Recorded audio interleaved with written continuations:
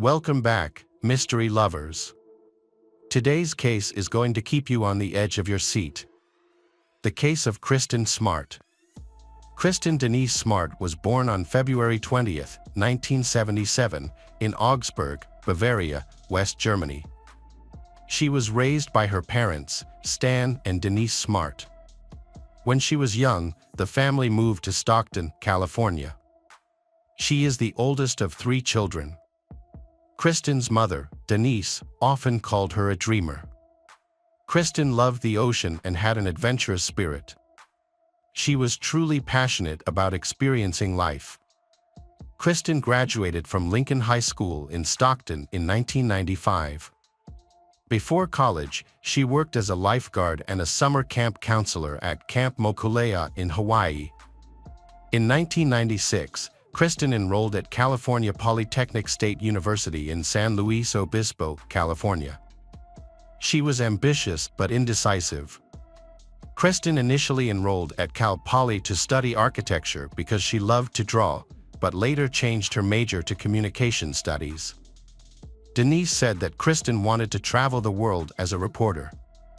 On Memorial Day weekend in 1996, Kristen called home and left a voicemail, "Good news, good news. I'll call home Sunday."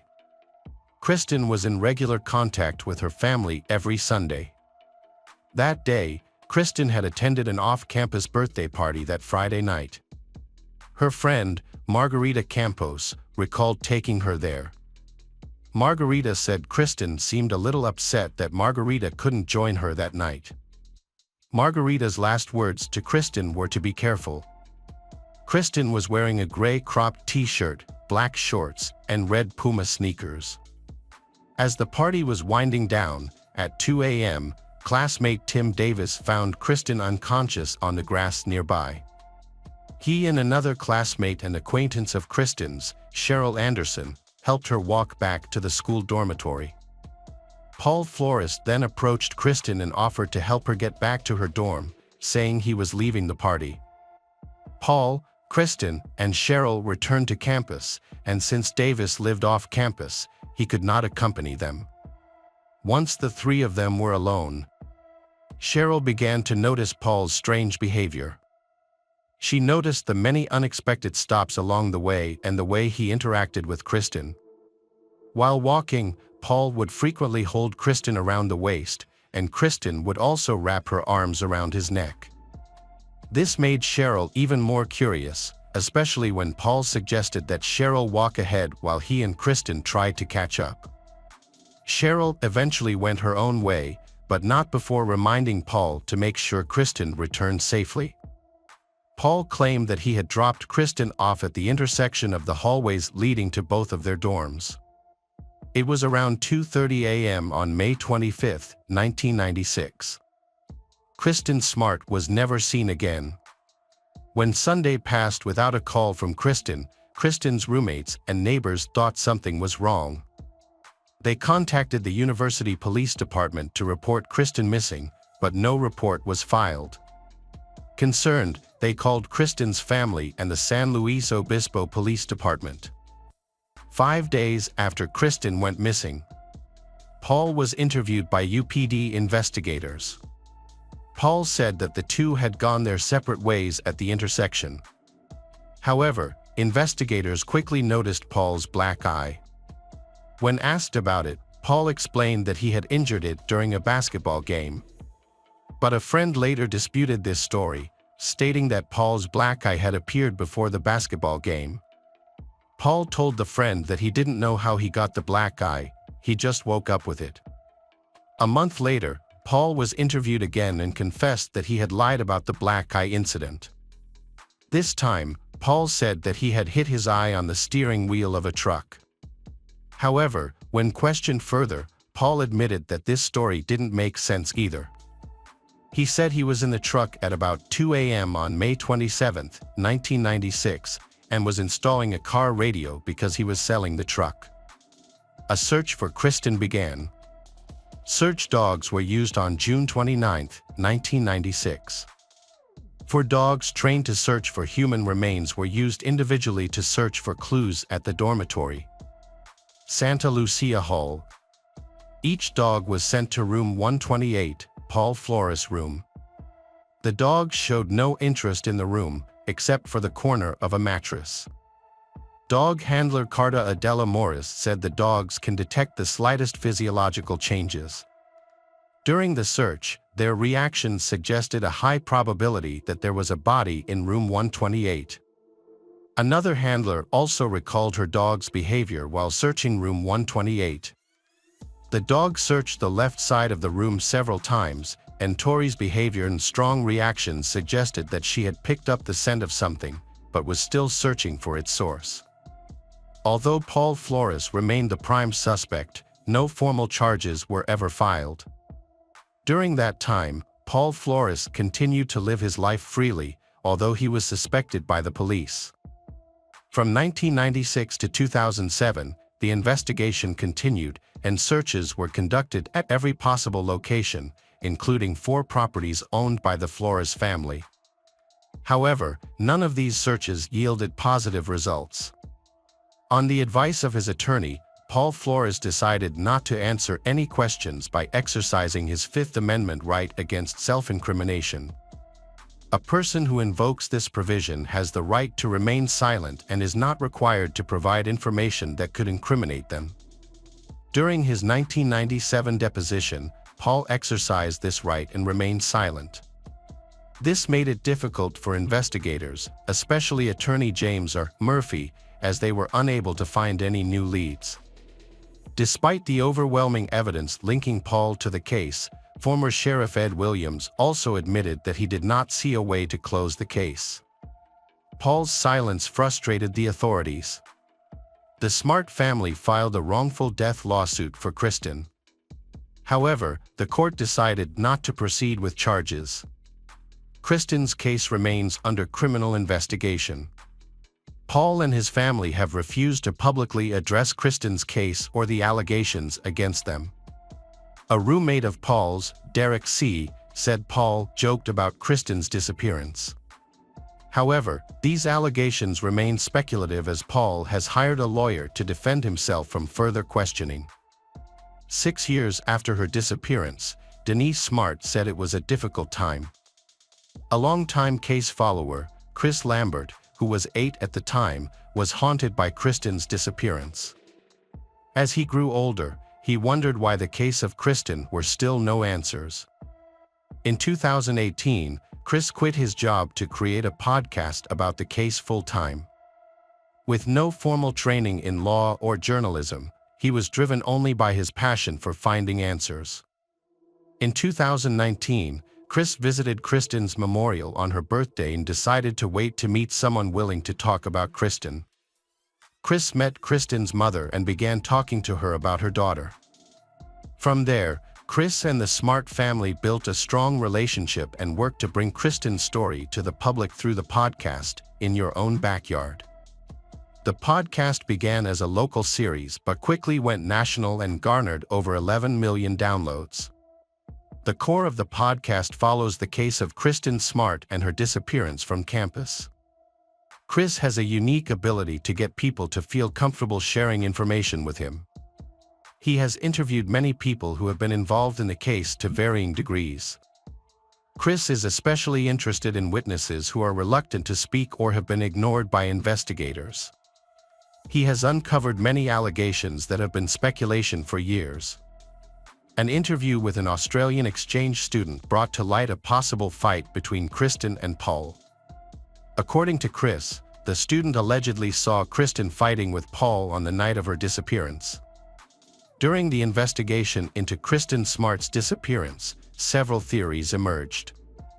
The first theory was that Paul Flores was injured in a fight with Kristen. The second theory was that Paul's father, Ruben Flores, helped cover up the crime. The third theory was that Kristen's body was buried in the Flores backyard. The investigation also revealed allegations of serious misconduct by Paul toward multiple women.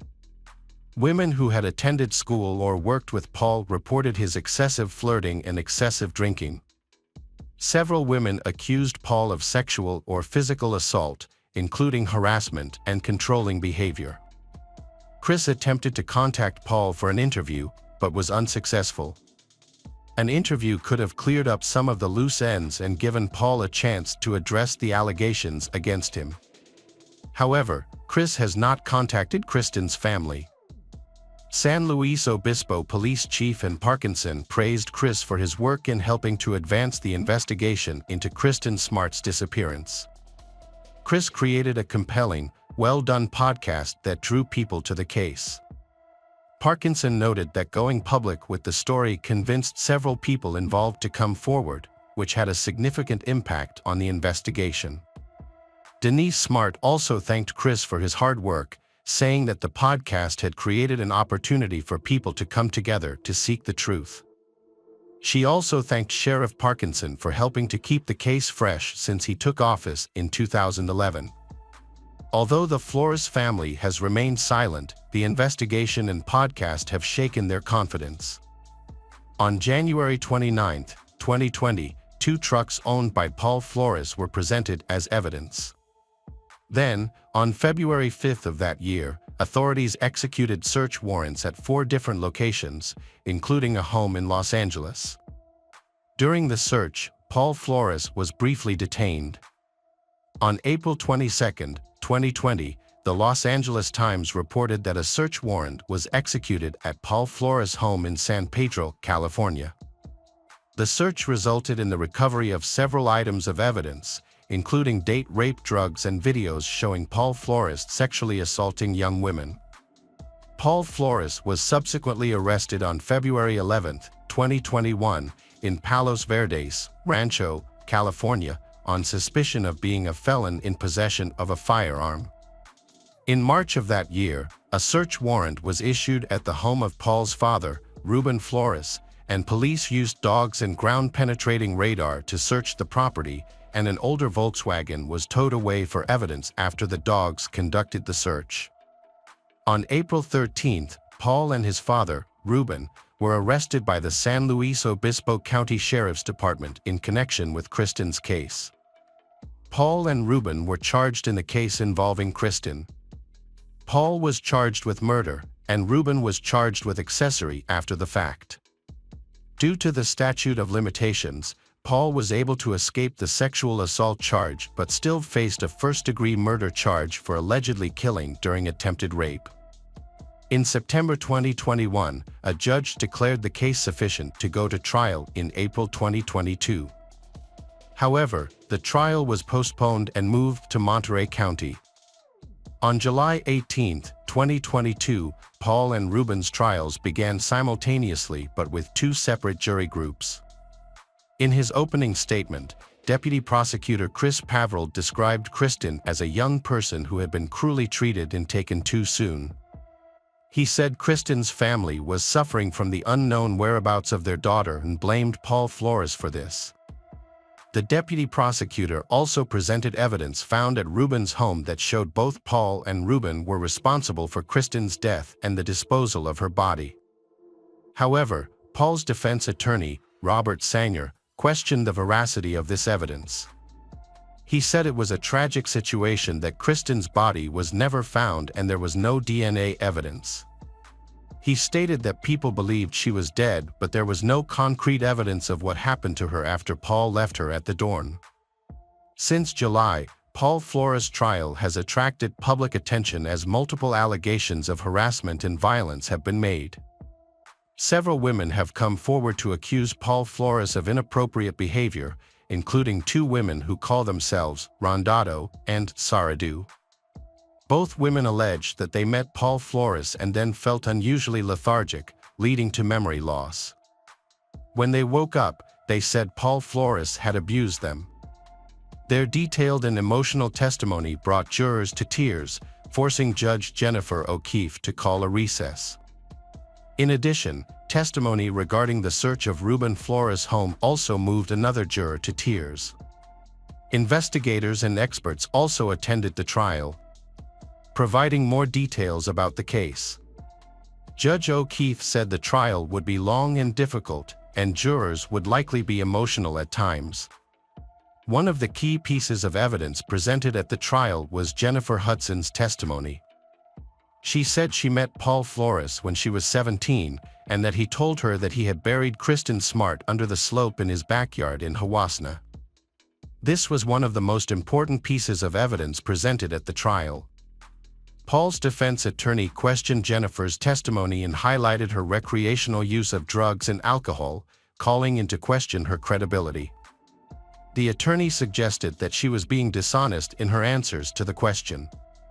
In fact, Jennifer admitted in a social media post that she did not report the incident to police until after a podcast aired. She also canceled an interview with a detective after meeting with the podcast producer in 2019. The attorney went on to ask Jennifer if she thought Kristen Smart was buried in Susan Flores' backyard. She suggested that this was the most plausible explanation. When the attorney pursued the subject of Jennifer's association with biker gang members, the prosecutor objected to the question and the judge sided with them. During cross-examination, Pervrel asked Jennifer to explain her previous testimony and that Jennifer felt responsible for the Smart family's suffering. She explained that if she had not been afraid, she would have spoken up sooner. Jennifer then broke down in tears. No reason was given, and the trial was adjourned after Jennifer's testimony. The trial of Kristen Smart is scheduled to continue until October 2022. For the Smart family, the emotional, decades-long search for the truth is finally coming to an end. However, the grief over the loss of their daughter will never end. On October 18, 2022, separate juries hearing the case simultaneously in Monterey County Circuit Court found Paul Flores guilty of first-degree murder and his father, Ruben Flores, not guilty of being an accessory after the fact. Ruben Flores faces a maximum sentence of 3 years in prison. Paul Flores was sentenced to 25 years to life in prison on March 10, 2023. Paul Flores is currently serving his sentence at Pleasant Valley State Prison. On August 23, 2023, Flores was attacked by fellow inmate Jason Boudreau, who was serving a life sentence for killing his girlfriend.